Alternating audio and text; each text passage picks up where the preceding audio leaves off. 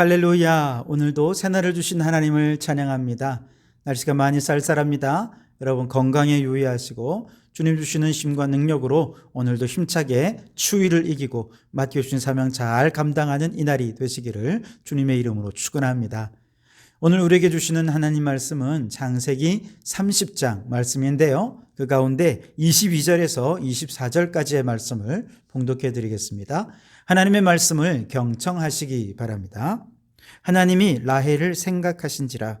하나님이 그의 소원을 들으시고 그의 태를 여셨으므로 그가 임신하여 아들을 낳고 이르되 하나님이 내 부끄러움을 씻으셨다 하고 그 이름을 요셉이라 하니 여호와는 다시 다른 이들을 내게 더하시기를 원하노라 하였더라. 아멘. 오늘도 이 말씀을 통해 우리에게 주신 하나님의 음성을 듣게 되길 바랍니다. 자, 우여곡절 끝에 야곱은 레아와 라헬을 모두 아내로 맞이하게 되죠. 비록 레아는 시력이 약하고 못생긴 데다가 원치 않은 결혼으로 인해 야곱에게 사랑을 받지는 못했습니다만 하나님께서는 이 레아에게 먼저 자녀를 출산하는 복을 허락해 주셨습니다. 그래서 오늘 읽지 않았습니다만 29장 31절에 보면 여호와께서 레아가 사랑받지 못함을 보시고 그의 태를 여셨으나 라헬은 자녀가 없었더라 그랬습니다. 비록 레아는 아름답지도 않고 사랑스럽지도 않은 여인이었지만 그런 그녀도 하나님께서 태의 문이 열리는 축복을 허락해 주신 것이죠. 반면에 라헬은 남편에게 사랑은 받았지만 자녀를 못 낳았죠. 그러나 그녀 역시도 그렇게 아이를 못 낳다가 이 가정에 10명의 아들들이 태어난 이후에 비로소 11번째 아들 요셉을 낳게 됐는데요. 이 역시도 라헬이 노력해서 낳은 자녀가 아니죠. 여호와께서 그를 생각하셨기 때문에 생겨난 아들이라 했습니다. 오늘 22절을 다시 보시면 하나님이 라헬을 생각하신지라 하나님이 그의 소원을 들으시고 그의 태를 여셨으므로 라고 말씀하시죠. 남편에게 사랑받지 못하는 레아도 하나님께서 그녀를 보시니 복을 받았고 자녀를 낳지 못하던 라헬도 하나님이 그녀를 생각하시니 결국 그녀도 복을 받게 되었습니다. 무슨 말입니까? 인간의 모든 인생은 사람의 인정과 사랑을 받느냐 하는 것에 따라 복을 받았다 안 받았다 이렇게 얘기할 수 있는 게 아니라 하나님이 얼마나 그를 돌보고 계시고 얼마나 그를 생각하셨는가 하는 것에 따라서 복을 받기도 하고 그렇지 못하기도 한다는 것이죠. 노아 시대에 홍수로 세상을 심판하실 때 오직 노아의 가족들만 구원을 받게 된 이유는 하나님이 노아와 그 가족들을 기억하셨기 때문입니다. 소돔과 고모라의 재앙으로 인해 모든 사람들이 죽고 멸망당할 그때에 롯과 두 딸이 구원받을 수 있었던 유일한 이유도 하나님이 롯을 기억하셨기 때문이라고 기록하고 있습니다. 애굽에서 430년 동안 노예 생활을 하던 이스라엘 백성들이 출애굽의 은총을 받을 수 있었던 이유도 하나님께서 그들의 부르짖음을 들으셨고 그들이 학대당하는 것을 보셨기 때문이다라고 성경은 기록하고 있습니다. 뿐만 아니라 하나님께서 아들 예수 그리스도를 이 땅에 보내셔서 죄인들을 구원하신 이유는 무엇입니까? 하나님이 세상을 이처럼 사랑하셨기 때문이지요. 그렇습니다, 여러분. 오늘 우리는 아무리 생각해도 잘난 구석 없고 내세울 곳 없어서 늘 세상에서는 사랑받지 못하는 자들이고 때로는 아이를 낳지 못하는 자들이고 천한 자들이고 병든 자들에 불과한 우리들입니다. 그런데 하나님께서는 우리가 세상에서 어떤 취급받느냐 상관없이 하나님이 우리를 기억하시고 하나님이 우리를 생각하시면 그 인생 복받는 인생이 되어질 줄 믿습니다. 그렇게 하나님이 우리를 생각하심으로 우리가 받은 최고의 복이 무엇입니까? 바로 죄에서 구원받아 하나님의 자녀가 되는 복이죠. 고린도 교회 성도들은 4개의 파당으로 나뉘어져서 서로 잘난 척하며 싸웠지요. 그런 고린도 교회 성도들을 향해 사도 바울은 그들이 얼마나 하나님의 은혜를 받은 존재인지를 일깨워주며 이렇게 얘기합니다. 고린도전서 1장 26절에서 29절 말씀입니다. 좀 길지만 읽어드리겠습니다. 형제들아, 너희를 부르심을 보라. 육체를 따라 지혜로운 자가 많지 아니하며 능한 자가 많지 아니하며 문벌 좋은 자가 많지 아니하도다. 그러나 하나님께서 세상에 미련한 것들을 택하사 지혜 있는 자들을 부끄럽게 하려 하시고 세상에 약한 것들을 택하사 강한 것들을 부끄럽게 하려 하시며 하나님께서 세상에 천한 것들과 멸시받는 것들과 없는 것들을 택하사 있는 것들을 폐하려 하시나니 이는 아무 육체도 하나님 앞에서 자랑하지 못하게 하려 하심이라. 아멘. 그렇습니다. 별 볼 일 없는 그들을 하나님께서 생각하셨고 기억해 주셔서 그들을 죄에서 구원하셔서 하나님 자녀 삼아 주신 이것만도 너무 감사한 큰 은혜인데 어느 순간 고린도 교회 성도들은 이 구원의 은혜를 잊어버린 거예요. 교만해졌습니다. 그리고 자신을 자랑하고 은사를 자랑하고 그러면서 타인을 비방하고 있으니 얼마나 이 교만된 일입니까? 그래서 바울은 말하는 거예요. 너희가 원래 어떤 존재였는지 생각해봐라. 아무것도 아닌 너희들을 하나님의 은혜로 부르시지 않았느냐. 그러니 그 하나님 부르심 앞에 다시 겸손한 자가 되어라 라고 촉구하고 있는 것이죠. 여러분, 우리도 그렇죠. 정말로 감히 하나님의 자녀가 될 아무런 자격도 조건도 없는 우리들이지만 그럼에도 불구하고 나 같은 자를 생각하시고 기억하셔서 하나님의 자녀가 되게 해 주셨을 뿐만 아니라 나 같은 자를 들어서 세상에서 가장 강한 자들, 지혜 있는 자들 부끄럽게 하시는 하나님의 위대한 사역에 사용하신다니 이보다 놀라운 은혜가 어디 있겠습니까?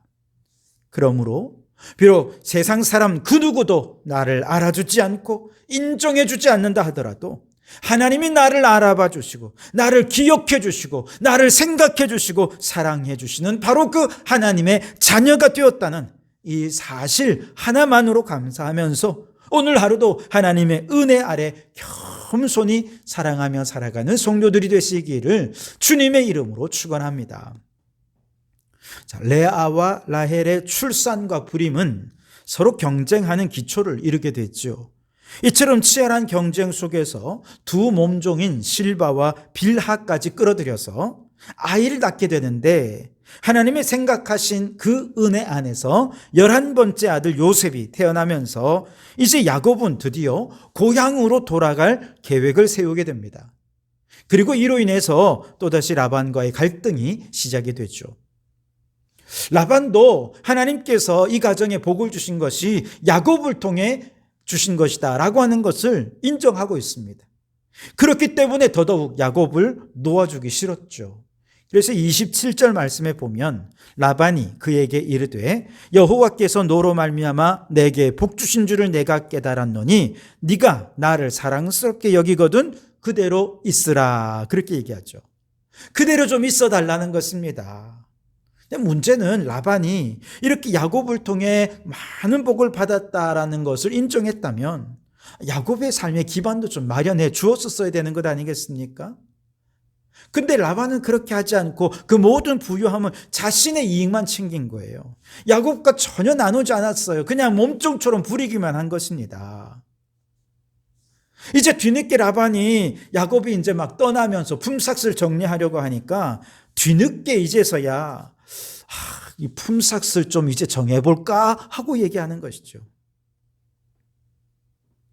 그러나 야곱은 더 이상 라반에게 의존하지 않고자 합니다.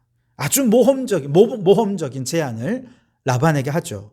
32절에 오늘 내가 외삼촌의 양떼를 두루 다니며 그 양 중에 아롱진 것과 점 있는 것과 검은 것을 가려내며 또 염소 중에 점 있는 것과 아롱진 것을 가려내리니 이 같은 것이 내 품삯이 되리이다. 라반은 야곱이 아주 높은 품삯을 부를 줄 알고 마음에 대비를 하고 있었는데 그런 품삯이 아니라 양떼를 돌보다가 이제부터 태어난 양들 가운데 얼룩이 있거나 점이 있거나 이렇게 돌연변이로 나온 것이 있다면 야곱이 그걸 자신의 품삯으로 삼겠다라고 제안을 한 것이죠. 라반은 굉장히 당황했지만 그래도 돌연변이가 나와봤자 얼마나 나오겠는가 아마 생각하지 않았겠습니까? 그래서 라반도 흔쾌히 동의를 했습니다. 그런데 이게 웬일입니까? 그때부터 라반의 양떼 중에 돌연변이가 나오기 시작하는데 낳을 때마다 돌연변이가 더 많이 나오는 거예요. 그래서 야곱이 심히 번창하게 되었습니다. 43절을 보시면 이에 그 사람이 매우 번창하여 양떼와 노비와 낙타와 나귀가 많았더라 그렇게 말씀하십니다. 왜 야곱이 굳이 돌연변이를 자신의 품삯으로 하고자 했을까요? 그것은 아마도 하나님의 전적인 은혜만을 구하기 위해였을 것입니다. 만약에 야곱이 거봐요, 나 때문에 하나님 복을 받았죠. 그러니 품삯을 이렇게 많이 주십시오. 그동안 내가 노력하고 애쓴 거 이렇게 있으니 이만큼 주십시오라고 엄청나게 많은 품삯을 요구했다면 아마도 꽤 많은 라반이 마치 결혼의 문제, 품삯의 문제에 있어서 지금까지 속여왔던 것처럼 아마 또 다른 핑계를 대어서라도 야곱을 속였을 것입니다. 그러면서 야곱을 주저앉히려 했을 거예요. 그래서 야곱이 지금 선택할 수 있는 것은 이건 이제 더 이상 사람이 개입할 수 있는 여지가 조금도 없고 오직 하나님만이 하실 수밖에 없는 일. 이거는 아무리 꽤 많은 라반이라고 하더라도 나중에 다른 이 얘기를 할 수가 없는 그런 것이 아니겠습니까? 그래서 야곱은 모험적인 제안을 한 것이죠. 그런데 정말로 놀랍게도 하나님이 친히 개입해 주셨고 야곱을 번창하게 한 것이죠. 라반이 무슨 말을 할 수 있겠습니까? 이건 인간의 꾀로도 더 이상 어떻게 할 수가 없었던 것이죠. 여러분 그렇습니다. 이 세상은요 정말 끊임없이 수많은 꾀를 내어서 야 이건 하나님이 하신 일이 아니야, 우연히 일어난 일이야 라고 얘기할 수 있을 겁니다. 이건 하나님이 아닌 일이 아니라 인간의 능력과 인간의 지혜와 인간의 힘으로 얼마든지 이룰 수 있는 일이야 라고 얘기하면서 하나님의 존재를 인정하지 않으려 할 것입니다.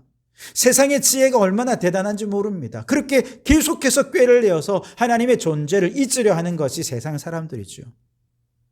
그러나 우리가 먼저 믿음으로 하나님이 행하신 일을 선포하고 나아가면 그 다음에 하나님께서 행하신 일들이 드러나게 되었을 때 세상의 사람들도 이건 딴소리 하지 못하게 되는 것이죠.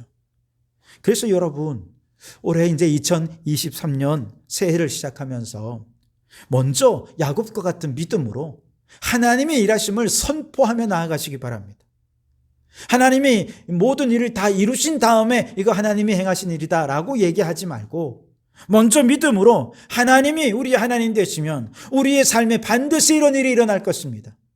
하나님이 함께 하시면 하나님 반드시 우리에게 이런 일들 이루어 주실 것입니다. 믿음으로 선포하고 믿음으로 행한다면 그 결과 인간이 조작하거나 개입할 여지가 없어요. 이건 전적으로 하나님이 행하신 일이고 하나님의 은혜고 하나님의 능력으로만 일어날 수 있는 일들이 우리의 삶에 풍성하게 나타나게 되어질 줄 믿습니다. 그러니 여러분 올 한 해 동안 먼저 믿음으로 선포하십시오. 하나님께서 여러분을 잘되게 하실 줄 믿습니다. 하나님께서 우리 교회에 부흥케 해 주실 줄 믿습니다. 하나님께서 우리의 자녀들 지혜롭게 해 주실 줄 믿습니다. 그렇게 자녀들을 향해 이웃을 향해 믿음으로 선포하면서 이제 하나님이 행하실 일들을 우리 함께 기대하며 나아가자. 기도하면서 그렇게 기대하는 마음으로 나아가면 하나님께서 반드시 기적을 이루어 주실 줄 믿습니다. 그리고 그 모습을 누가 봅니까? 우리의 자녀들이 바라보고 믿지 않은 이웃들이 바라보면서 주변 사람들도 야 이건 정말 하나님이 아니면 이렇게 하실 수가 없어. 아마 그들도 하나님을 찬양하게 될 것입니다. 바라기는 올 한 해 동안 일어나는 모든 일들 속에 정말 인간의 힘으로 하는 일이 아니라 하나님이 행하시는 일이었노라고 모든 사람들이 입을 모아 찬양하고 하나님을 경배하는 그런 일들이 풍성하게 일어나서 구원받는 자의 수가 날마다 더해지는 올 한 해가 되실 수 있기를 주님의 이름으로 축원합니다. 기도하겠습니다. 오 하나님, 세상 사람 그 누구도 우리를 안 알아준다 해도 하나님만 우리를 생각하고 기억하고 사랑해 주시면 우리의 삶에 하늘의 복이 충만할 줄 믿습니다. 오 주님, 생각해 주셔서 복되고 감사할 일들 많아지는 우리가 되게 해 주옵소서. 무엇보다 인간이 개입할 수도 없고 조작할 수도 없이 오직 전적으로 하나님이 행하신 일들이 많이 일어나서 불신자들조차도 살아계신 하나님을 믿고 구원받는 역사가 일어나게 해 주시옵소서.